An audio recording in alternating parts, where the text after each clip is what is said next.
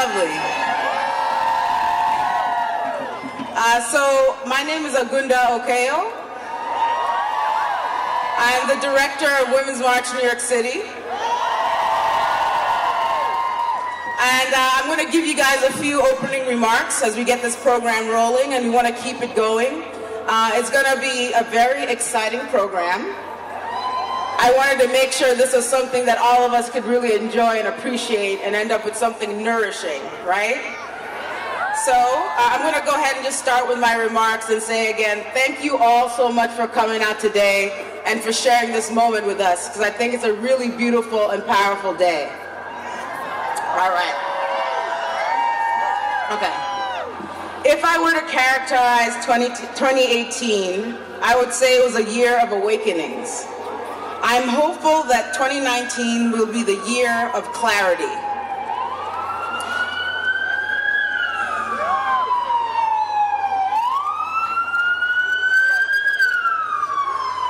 New York City is such a loud city, isn't it? So I'm hopeful that 2019 is a year of clarity. As director of Women's March in New York City and a pansexual feminist who was born in Kenya and now a native of the Bronx, New York, the BXX baby, I believe clarity will only come from figuring out who we are and what we want for our city to be. I have faith in our ability to do it because as a pansexual feminist, immigrant, and organizer, I'm constantly underestimated and erased. And still, I rise. So my mother, Dr. Achala Pala Okeo, is a feminist anthropologist. Since I was a child, she has taken me along to events and gatherings. And in fact, my grandmother, Agnes Bolo, a member of the African District Council and a fierce advocate for gender equity, did the same for my mother when she was growing up. For instance, my mother brought me to an environmental field study where she was one of the only women and the only social scientist among a group of chemists, biologists, physicists, earth scientists, studying climate change by observing how local quote-unquote rainmakers watch for signs of rain among plants and animals sensitive to impending rainfall.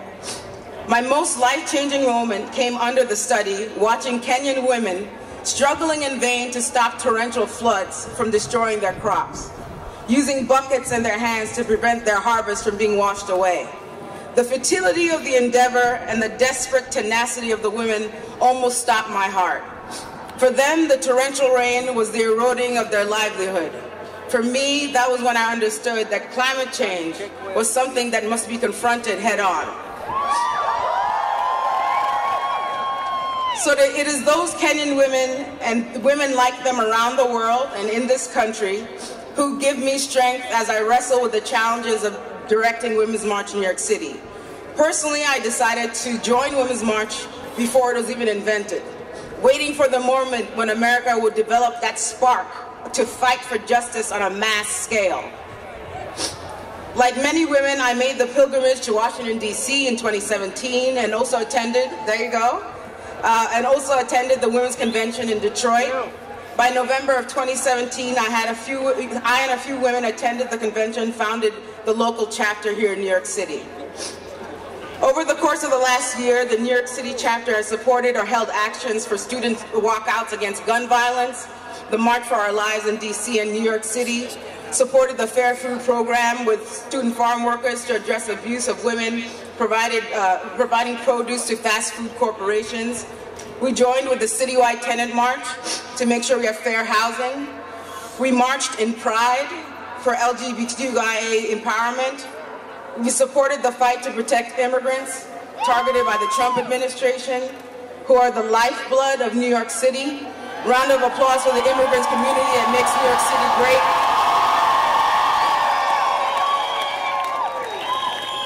So we protested the appointment of Brett Kavanaugh in DC and New York City. Cancel Kavanaugh. Still got my eye on you, Brett. We phoned back for the midterms in New York City and nationally. We held speaking events and open houses, and election party watch parties, and a multiracial book club initiative to edify ourselves and our community. As the Women's March 3rd anniversary action, Women's March New York City is proud to hold a rally here in New York City with 50 of the city's advocacy and social justice organizations. So to be clear, this moment was put together by a coalition of multiracial, various religions, various genders, various disabilities, various identities. A whole coalition of people made this moment happen. So we have an exciting vision that involves a soon-to-be-released policy platform called the Women's State of the State, setting priorities for progressive legislation and social change in New York City and New York State. Women's March New York City is becoming the fulcrum of a broad coalition of groups with an interest not just in one day of a spectacle, but to move beyond the march to political action. All right? Some of the organizations involved in the January 19th action planning for this event were the New York Immigration Coalition, who's our co-chair. Round of applause for the New York Immigration Coalition. Girls for Gender Equity, New York State Nurses Association, New Century Coalition, Jews for Racial and Economic Justice, Anti-Violence Project, SEIU 1199, Arab American Association of New York, Unite Here Local 100.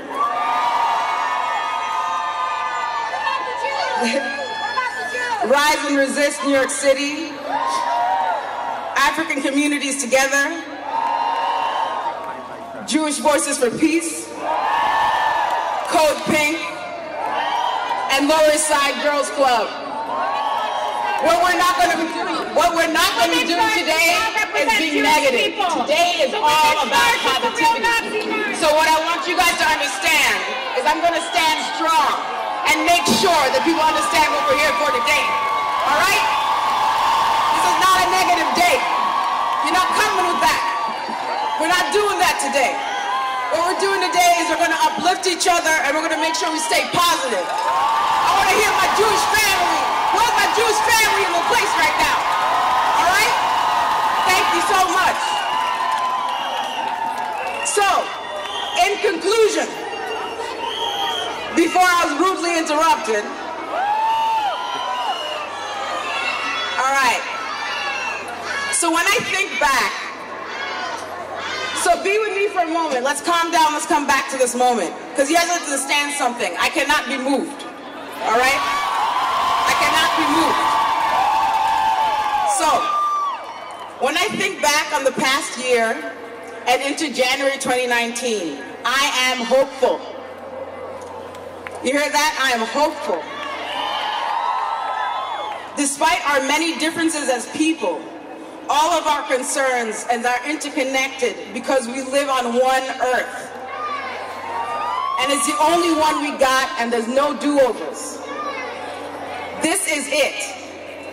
We have to work through our divisions and find our points of unity and convergence. Women's March New York City is committed to making sure that people understand that New York City is a diverse, inclusive, loving, compassionate, and badass place to be.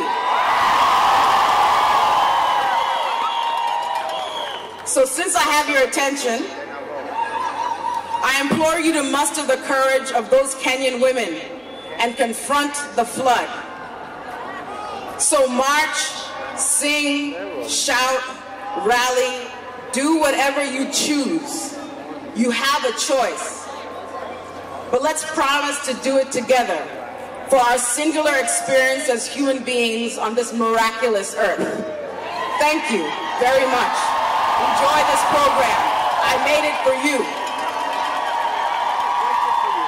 you want me to roll on everything, or you guys are rolling here? Hey, Sam. I'm on the media right here. Where are you at? All right, y'all. We're going to have a really great slate of speakers and performers and artists here today, so I really look forward to celebrating this with you all. And it's my pleasure to introduce the First Lady of New York City, Chirlane McCray. She has redefined the role of First Lady managing a robust portfolio to advance the ambitious agendas to support New Yorkers. So nationally, she's recognized as a powerful champion of mental health reform and dubbed in the Time magazine's 50 most influential people for healthcare in 2018. Ms. McCray created the Thrive New York City, the most comprehensive mental health plan for any city or state in the nation. She has also spearheaded the city's Thrive Coalition, which is more than 200 mayors, county officials, and thought leaders from 50 states advocating for integrated, better funded behavioral health system. Round of applause for mental health, though, right? We all need a good mental health day, don't we? So as chair of the Mayor's Fund for Advanced New York City, Ms. McCray brings together government, philanthropy, and the private sector to work on some of the most pressing issues of our time, including mental health, youth empowerment, and immigration. She has also launched and leads the New York City Unity Project, an unprecedented citywide effort to make sure LGBTQIA people in New York City are safe, supported, and healthy. And for all my movement folks who are out here, she's also one of the co-founders of the Combahee River Collective. Y'all know about that? That's a really powerful collective of black women from the mid-70s to early 80s who are talking about how we need to have much more deep dialogues across race in the feminist movement. So this is a real woman right here. So I want you guys to give you a round of applause for your city's First Lady, Chirlane McCray.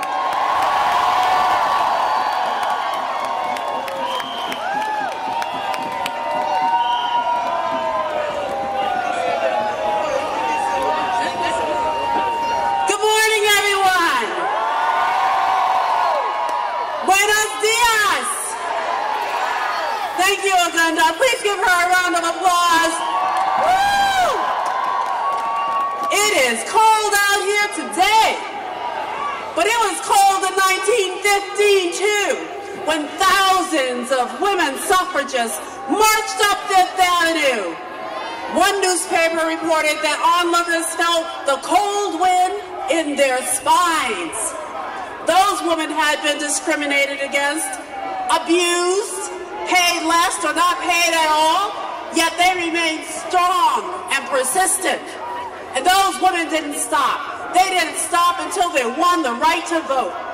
And that strength has been passed down from generation to generation. So we can take a little cold, can't we? Can we take a little cold? Yeah. It's been 100 years since the 19th Amendment passed in Congress. At that time, only one woman served in Congress. Just one woman. Today, 131 women are leading our nation. More than ever before. And that's because of all of you. All of you and our allies in every part of the country. We've taken to the streets, no matter how tired we are. We shared our stories, no matter how painful they were. We voted with our values, no matter how daunting the odds were. We raised our voices for ourselves and for each other, and we rallied together. But are we done now? Is our work all finished? Have we ended the fight for our rights and our families? No! Now, we will hit setbacks along the way as we move forward, just as when immigrant garment workers picketed the streets of New York City, they were arrested and beaten. But the women kept on striking and their union grew in numbers and power. The trans and gender non-conforming people who gathered at the Stonewall Inn weren't welcome in other places. Many were cast out of their families. But they sparked a movement that changed the world. The black women who fought and bled for the right to vote didn't stop with the 19th Amendment. They couldn't stop in the era of Jim Crow, could they? They fought on, and today we hold their courage and their sacrifice in our hearts. The struggle always continues. La lucha continúa. Others will take up the mantle. You know, I was in school in Boston in the 70s when I joined with the women known as the Combahee River Collective. We were women of color who identified as feminists, many of us lesbian, bisexual, or questioning. We didn't see ourselves in popular culture, and we certainly didn't see ourselves in the feminist and social justice movements of our time. So we came together to share our stories and experiences with one another. And we shared our vision for a more inclusive feminism with the world. We knew there was power in our stories. There is power in all of us. What Dr. King called the ability to achieve purpose. And now is not the time to shrink away from our power.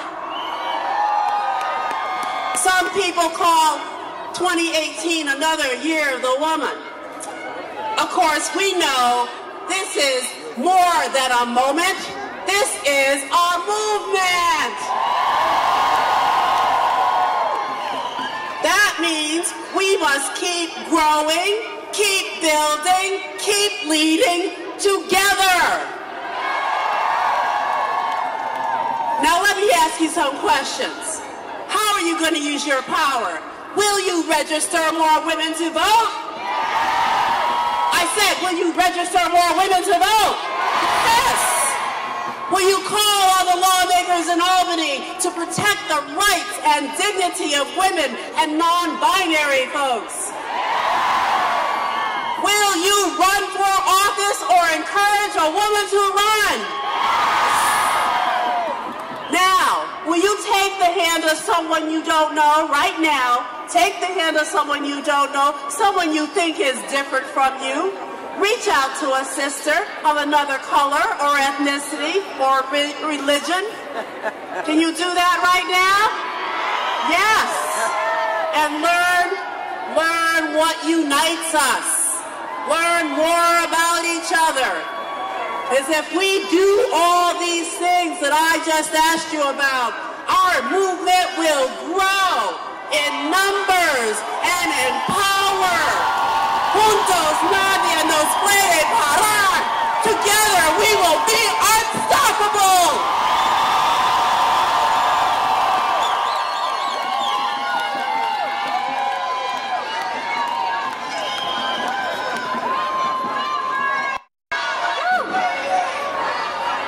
Good morning, everybody. How y'all doing? Did y'all come to rally?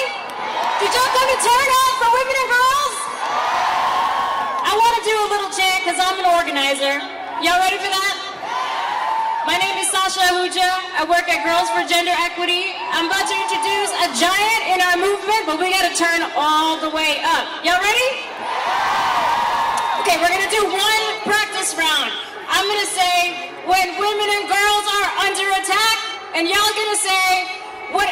No, sorry. I'm going to say, when women and girls are under attack, what do we do? Y'all got it. You ready?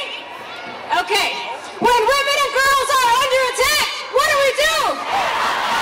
When immigrant women are under attack, what do we do? When black women are under attack, what do we do? When trans women are under attack, what do we do? Thank you, everybody. Amazing. Y'all look beautiful. I have the privilege and the honor of introducing a woman who's led in the movement to end gender-based violence and center women and girls in that fight. I work for her. I hope y'all can come work for her. Her name is Joanne Smith, founder and president of Girls for Gender Equity. Welcome, Joanne. Thank you, Sasha. And shout out to Girls for Gender Equity. Shout out to youth organization Brotherhood Sister Soul. So we know the voices of the youth will never fail us, right? Just yesterday, Girls for Gender Equity celebrated a victory.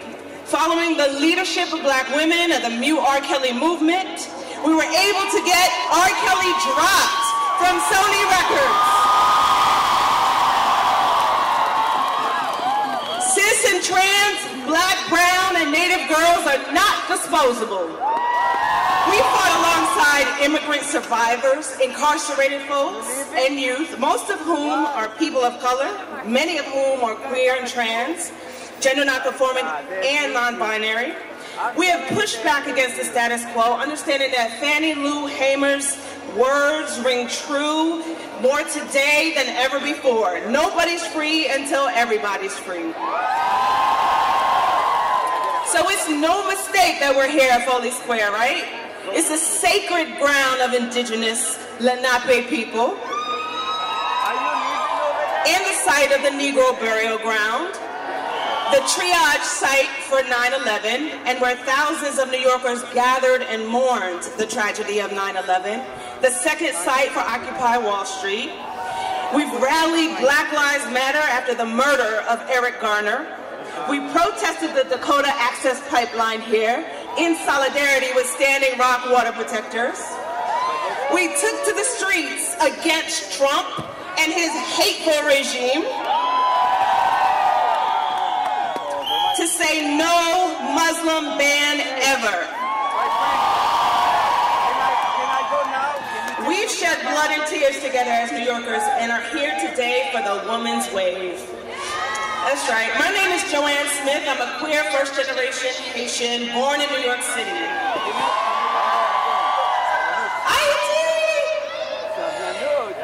It's beautiful to see all of us gathered here fighting for one common cause. Centuries of leading have led us to this moment. And it's demonstrated that people have the power and people must decentralize.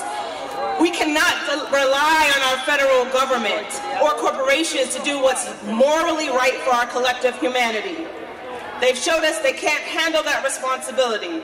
So this rally, this conversion that's happening everywhere nationally and globally, allow it to feed your soul, give you the energy you need to persist beyond today's activities, to be able to demand from local, state, and yes, our federal government, the visionary agenda that we drafted together demanding building and accessing the policies, practices, resources, and power that we deserve. This year, the vast majority of organizations that are leading our demonstration is releasing a values-based comprehensive policy agenda, calling on our leaders in New York State government to center communities experiencing the greatest harm from an onslaught of regressive policies from Washington. We aren't mobilizing just today, we're mobilizing tomorrow, we're mobilizing Monday, we're mobilizing every single day. So I come to events like this, and it's my responsibility in this event, right, to set the agenda, to give some assignments, to give some marching orders, so that we understand, as amazing as it is today, our work isn't done until we access the full privilege of our rights that we deserve. And so I have 3 marching orders for you. We protect young people who get sexually assaulted in school. Join us. Did you know that Donald Trump is challenging Title IX? The Trump administration wants to roll back basic human rights around gender equity in schools, where young people convene. A school place is their workplace. So we need our youth to play a vital role in this movement. Speak out. There's a time to make comments about Title IX and the rollbacks that are happening. Access the portal and do so. Call our legislators and Governor Andrew Cuomo to grant leniency to women who are incarcerated because they defended themselves against domestic violence. Any fight against gun rights is a fight that should be led by survivors of domestic violence. Tell our governor to support the Domestic Violence Survivors Justice Act. Policies must reach the most vulnerable. And finally, find your role in the movement. You don't have to become a politician or organizer, but whatever contribution you make it intersectional and keep organizing to defend Black, brown, and indigenous, cis, trans, gender non-conforming young people. I love you, New York. Women's Wages here live. God bless.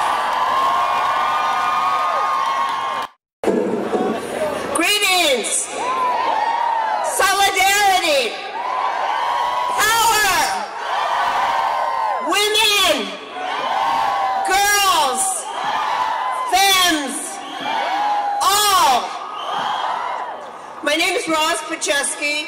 I'm from Jewish Voice for Peace.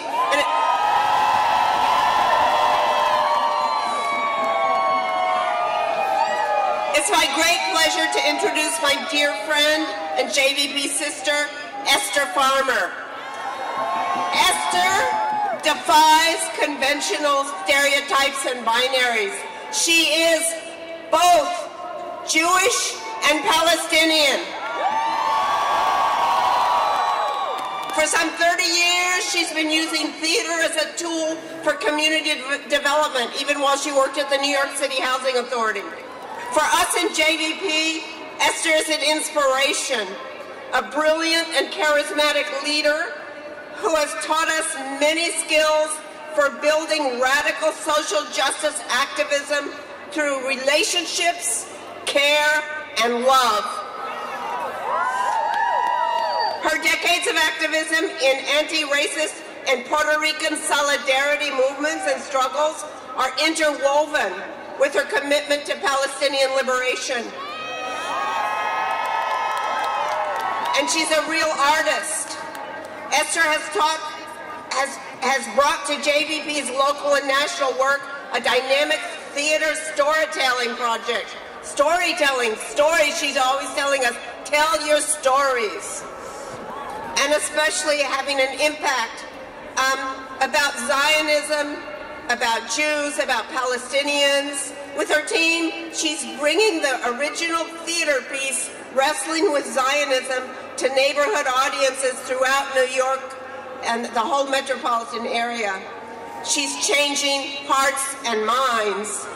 Welcome, Esther Farmer.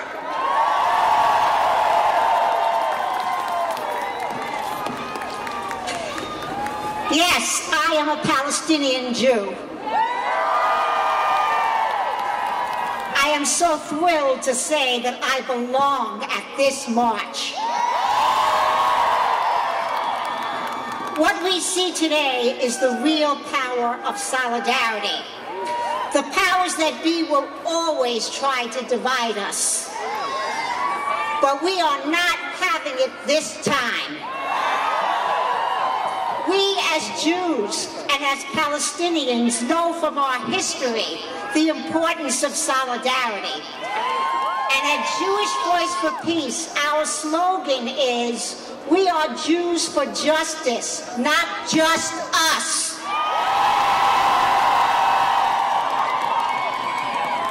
That's the spirit that we are embodying today.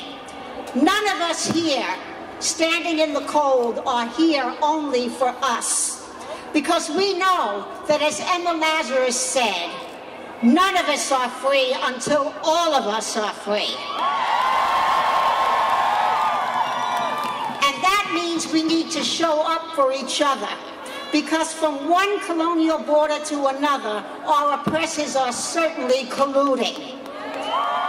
The tear gas that the U.S. government uses to attack migrants at the U.S.-Mexico border is the same tear gas Israel uses against Palestinian protesters in Gaza.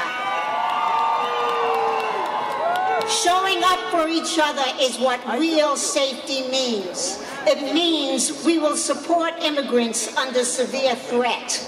It means we will not allow for any of us to be attacked and demonized. It means that we stand with women of color and support their leadership.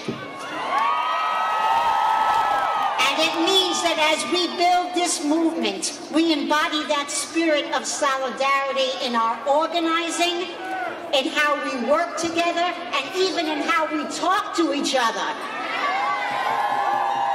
That's the kind of culture that will make people want to be a part of this movement, and that's what this day is all about. Thank you.